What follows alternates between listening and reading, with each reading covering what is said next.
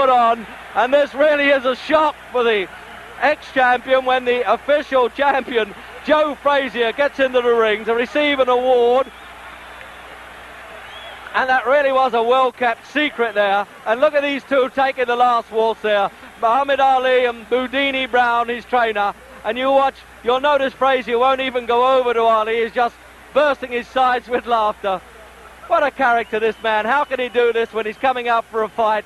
And even the intended victim, Floyd Patterson, there looks amused by it all. Good evening.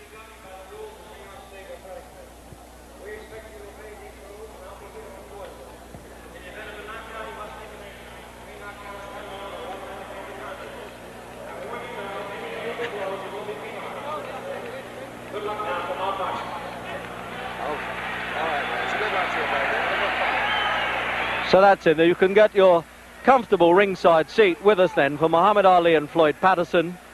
And the usual prayer there, the Muslim prayer by Muhammad Ali. He does this before all his fights. They're both wearing white trunks, but I think they're sufficiently well known not to bother with identification. And if you're not too sure, well, the man who's 29.5 pounds heavier, Muhammad Ali, he's the tall one of the two.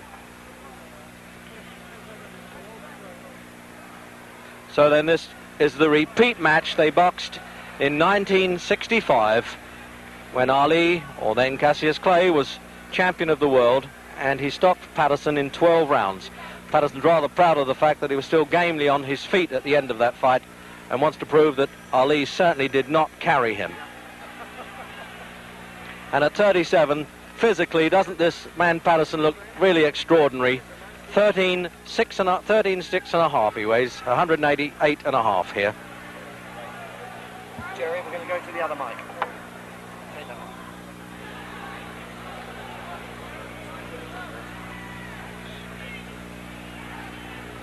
So now we'll find out whether Patterson, in what he describes as a peekaboo style, he puts his head between these high gloves, can just duck inside that long left hand. This left hand that he uses almost like a Chinese torture there, Ali, to wear down the opposition.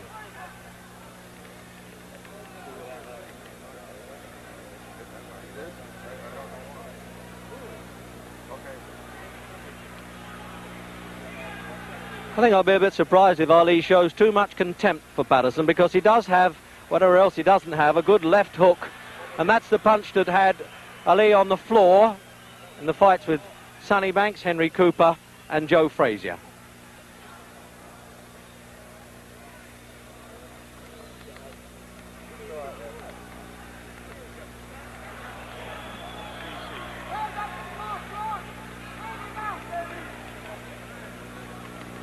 Just casual flicks, as you can see from the big man there.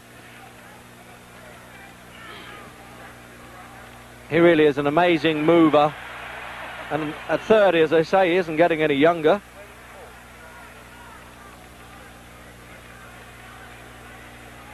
So you can really say with these trunks, you're getting it in black and white as well as colour.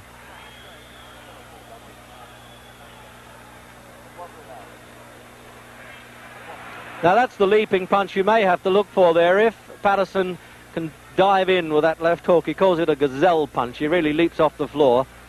That's really the only chance he has of tagging Ali.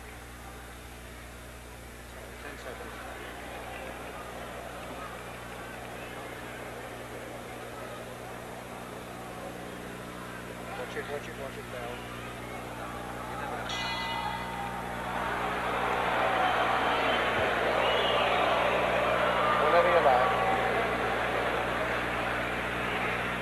So at the end of that first round there, it looked to me as though Muhammad Ali had spent up so much energy shouting there at Joe Frazier, who was introduced into the ring before the fight, that he wanted to take it easy a bit in that first round. But I like the look of Patterson at 37. He really is incredible and could dance around quite a bit. Does not carry any superfluous poundage, but this man doesn't even consider it's worth sitting down at this stage. This is his 40th fight, and of course he's lost only one, and that was to Joe Frazier when he lost the title. When I say lost the title, when he failed to win it back actually from Frazier in this ring last March.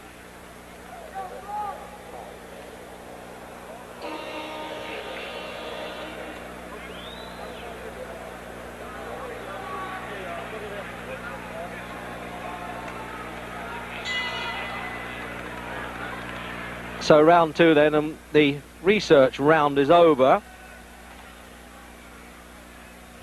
And Ali just flicking that left hand, but when he decides to put a bit of weight behind it, it is a hurtful punch.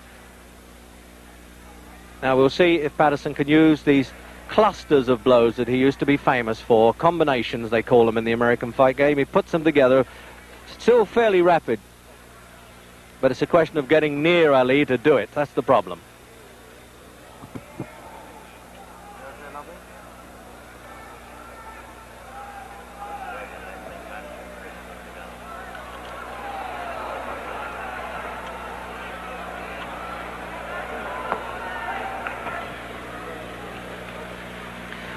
Well, we had what looked like a rehearsal there for Patterson's leaping left hook, and there he is trying to work up a bit of steam there, trying to get a bit of tempo, but both extremely relaxed fighters. And you can understand that when you have a man who's been 20 years a professional.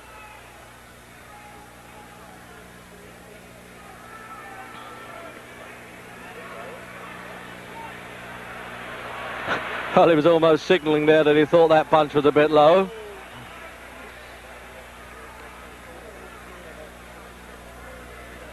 Not only does he hurt with this, Ali, he breaks up the concentration of the opponent. That's the name of the game. Keeps him at bay all the time. As Patterson trying to set himself to leap in with that left hook, you notice that Ali's trying to beat him to the punch. Just say, take that, stay out of distance. There it is again.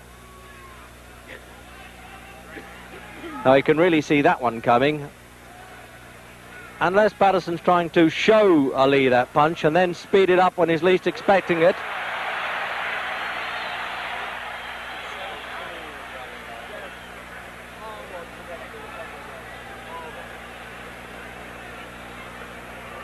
Now this is a question now of Ali's defensive skills. He realised he can't take too many liberties with Patterson, because the last thing a veteran fighter loses is the power of punch. They get a little slower, but they can still bang a bit.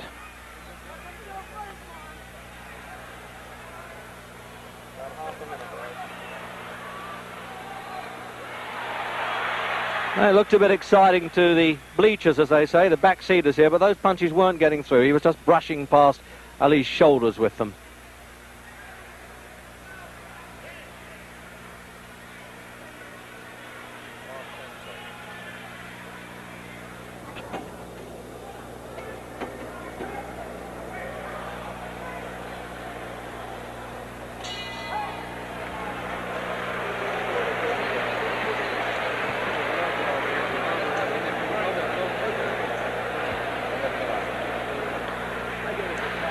So no, they're not bothering to...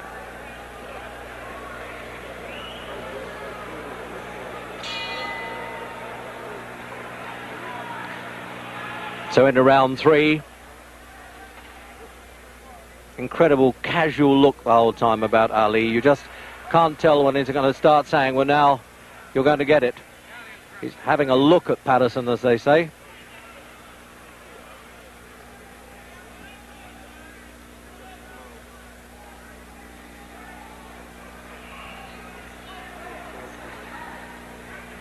Patterson 63 fights, 155, and Ali, this is his 40th fight.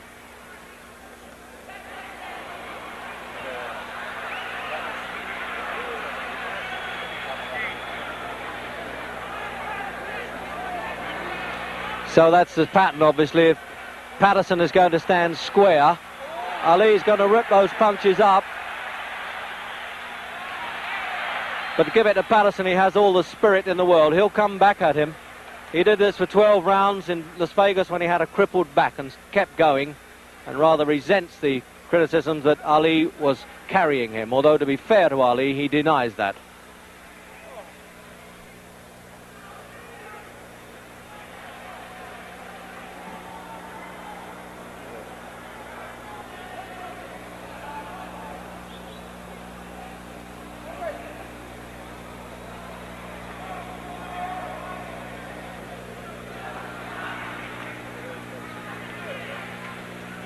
He still has quite a bit of speed there, Patterson.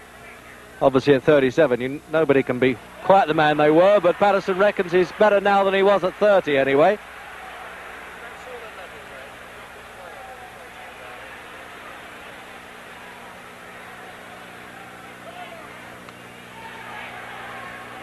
And I just noticed that he double jabs with the left hand, Patterson, then turns it into a left hook. That's the old formula. When at one time they thought he had the fastest hands in heavyweight history.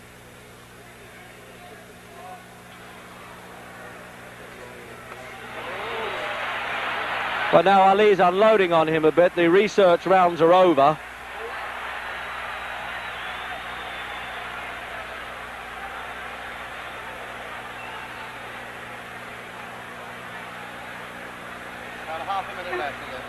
So with a half a minute to go in this round, I can assure you that from ringside, those punches from Ali were not taps at all. He was really getting some weight behind those.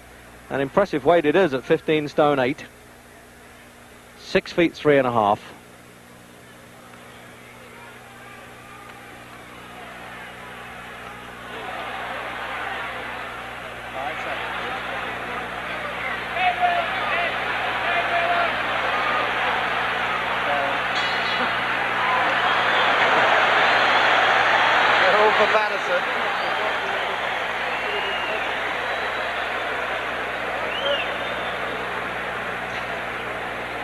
Well, it's time, the old gentleman here, 30-year-old now, Muhammad Ali, wanted to sit down. He was standing up between those rounds. So let's have a look at slow motion.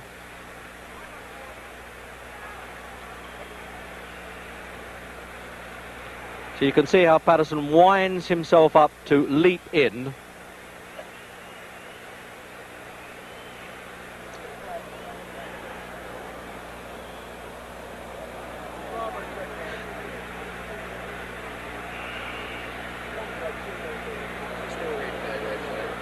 So this is still replay then of the third round.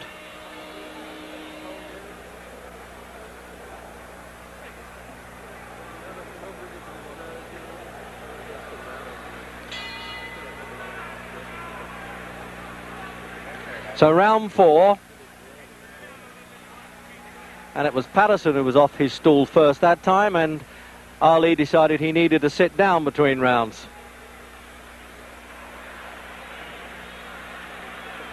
And now you can see it's been a little bit of tomfoolery there. Ali getting in, showing his face to Patterson, saying, OK, lead to me and I might counterpunch. This surely is what Jack Johnson did in his heyday, the way he tried to torment the opponents.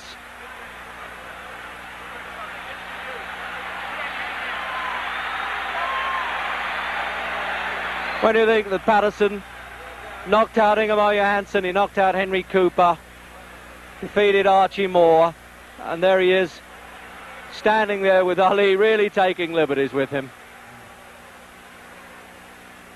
But one wonders if he'll just risk that chin out a little too far.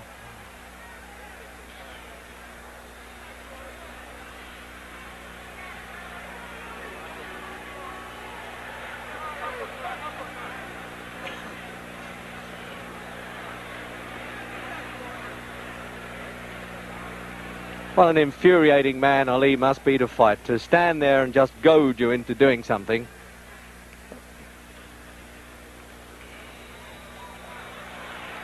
Now he's winding up that bolo punch, the right hand. You watch this, he'll probably do a twist underneath and right through the middle of Patterson's guard.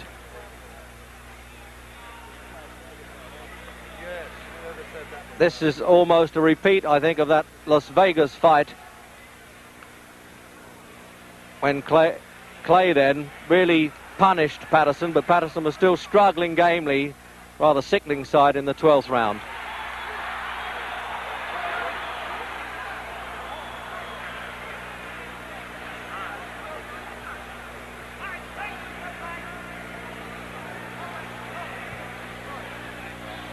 Just pulling a disturbing bandage off of Ali's hands. This happens so frequently in his fights. It happened with Jerry Quarry and with Oscar Bonavina.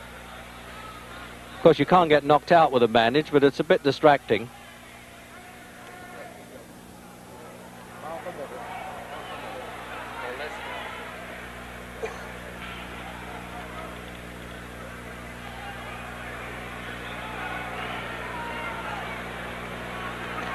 It really is Patterson having so much difficulty. What does he do with this fellow? Apart from try to hit him, which he is trying to do. And he looked pretty impressive with that little combination. That was a little like the old Patterson there.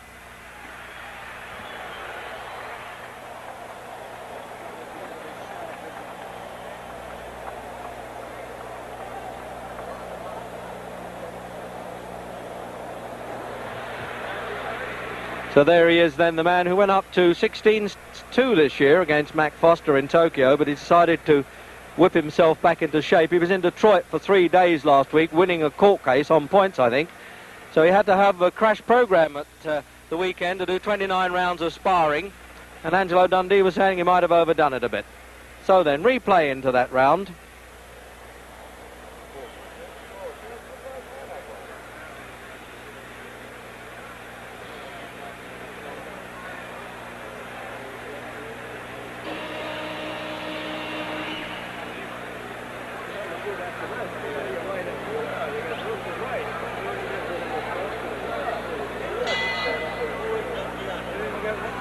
Into the 5th round, and it's scheduled for 12,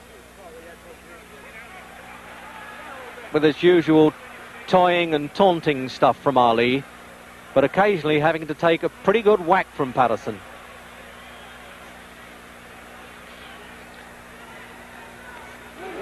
Both of them former Olympic gold medalists, both won gold medals at 18 in Helsinki and Rome. Patterson as a middleweight, Ali as a light heavyweight. Although that's one time where the crowd got a little bit excited, and who knows, Ali may have been a bit worried there because Patterson got through with the punches.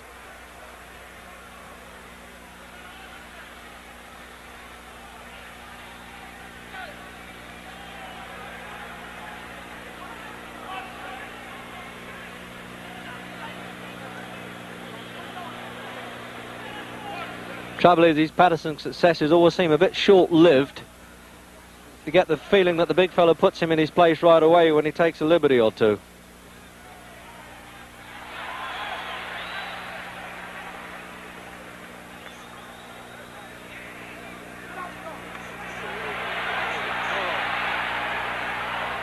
So Patterson trapped there in his own corner, but none of the screaming from his seconds can help him. But the crowd always like a sidestep when the matador sidesteps the bull. They love that.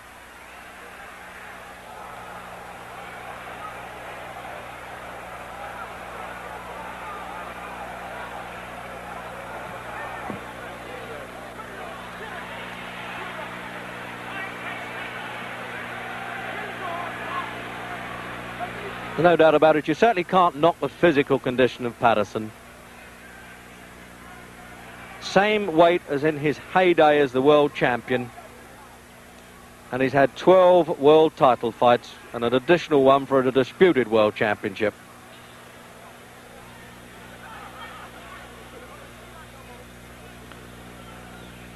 The referee having to keep on his toes even with these big fellas. Arthur McCanty, New York appointed, of course.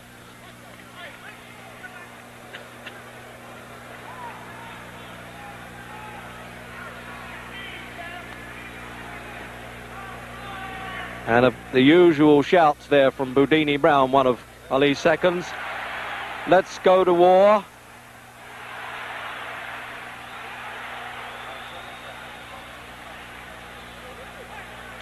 And the crowd really signal even the half successes by Patterson. They really encourage every flurry of blows that he throws.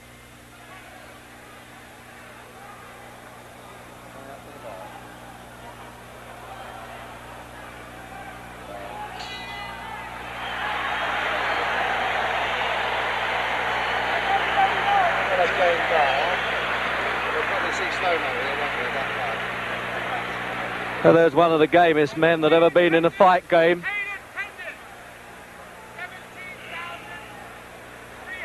No doubt about it. You say, well, if you have $4 million in the bank and you've earned $8 million, why do I have to go on fighting? But this is what this man likes, and this is what he does best. And he really got through well there, Patterson. And there's the replay then.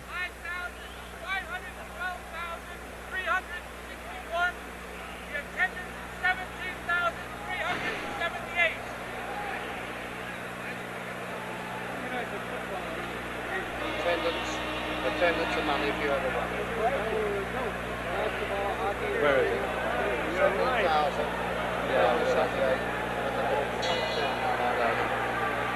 So the halfway stage, round 6 then. And as if you didn't know, Muhammad Ali and Floyd Patterson, both former heavyweight champions of the world, and this is the really lively round, it would seem. And there's no larking about here from Ali. There really isn't. He's done the toying and taunting stuff. He's taken a few punches from Patterson, and it looks as though he wants to go to work in the 6th round. Patterson lasted 12 rounds in the last fight. It looks as though he's going to be lucky to do it here.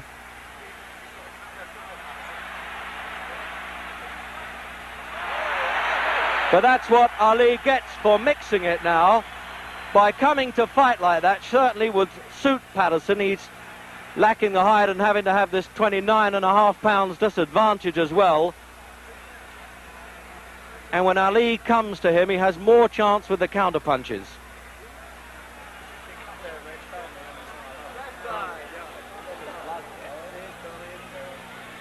There's some damage around Patterson's left eye now. You just see him thumbing a bit of blood away there. And it obviously came from that flurry of punches because there's been no illegal head work at all.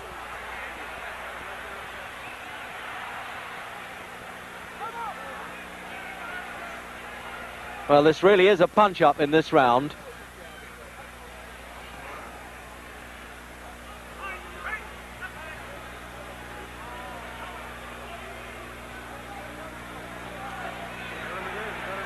And he keeps trying that big looping right hand there, Ali.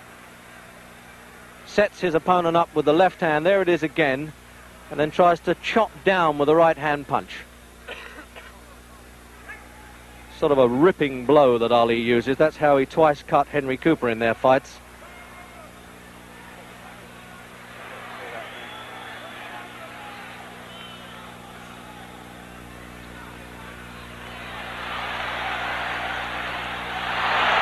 Thing is, when it comes to spirit and gameness, you can count on Floyd Patterson.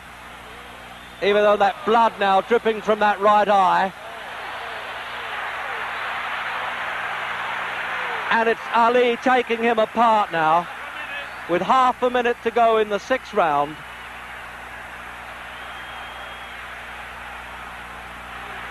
But if Patterson gets back to the corner and gets a bit of revival, who knows? He may go on a bit longer than this.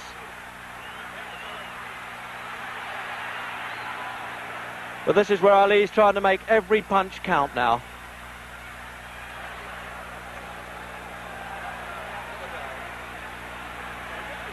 There was no real big betting in this fight, and you can understand why.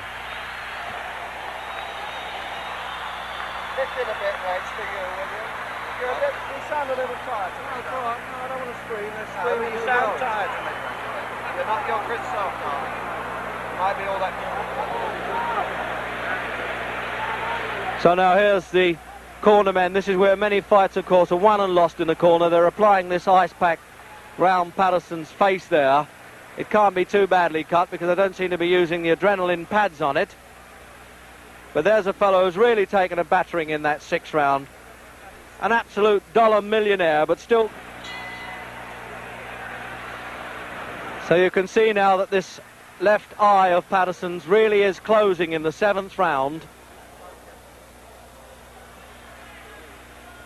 It really is looking a bit grotesque there.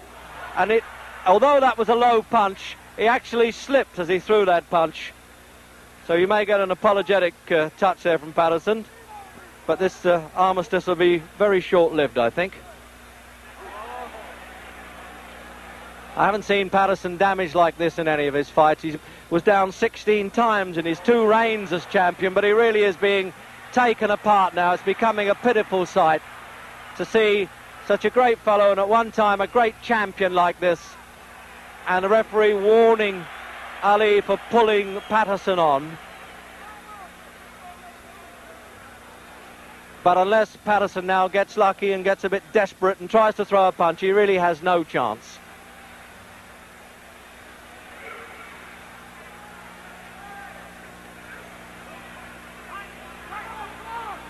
I would have thought, obviously, that Patterson has trouble seeing these punches coming. It's bad enough to get out of the way of Ali's fast hitting when you've got two good eyes, but when one is closing, that really is trouble. And it's swelling fast, this injury. I'll be surprised if it goes longer than this round. The referee may leave it to the end of the round. He may let the seconds have another look at it and call the doctor.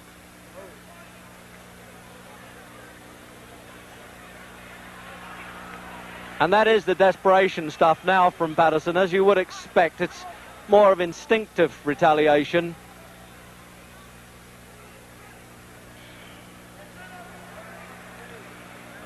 But he still has the pride of not having been knocked off his feet. I'm wondering now whether this really is the last time we shall see Floyd Patterson in a ring.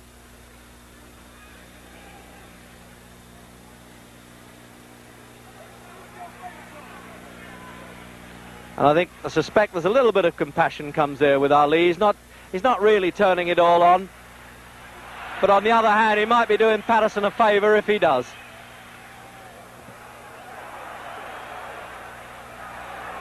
Less than half a minute. So with half a minute to go then, this is the effort now from Ali. I think he wants to take Patterson out. There's no point in him really turning on this brutal punishment.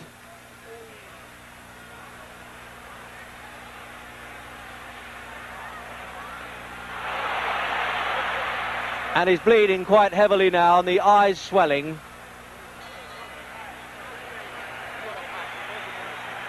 And it looks, yes, the doctor's coming up now, and it looks to me as though he cannot allow this very game man to go on in this one-sided fight now. Dr. Edwin Campbell, New York State Athletic Commission there, up in the corner by our commentary position. And I really can't see how he can let this go on. But there you are, the doctor's far more qualified than I am to make that decision.